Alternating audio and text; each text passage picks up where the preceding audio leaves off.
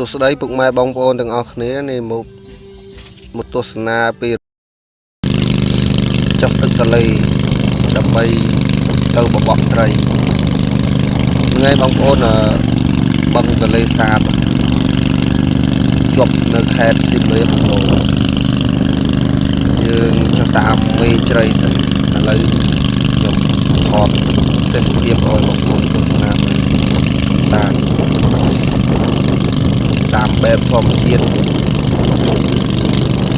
យើងធ្វើដំណើរដល់លេងកម្សាន្តតាមបែបអញ្ចឹងយើងវាម្យ៉ាងម្នាក់ដែរ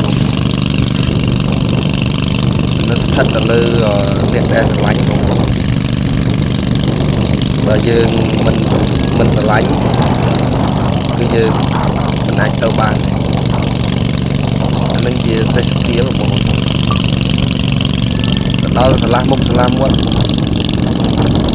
យើងនៅលើផ្ទៃទឹកហើយមានកក់ដោះរយអញ្ចឹងមើលទៅទេសភាពស្អាតបងប្អូនបឹងទន្លេសាបធំណាបងប្អូន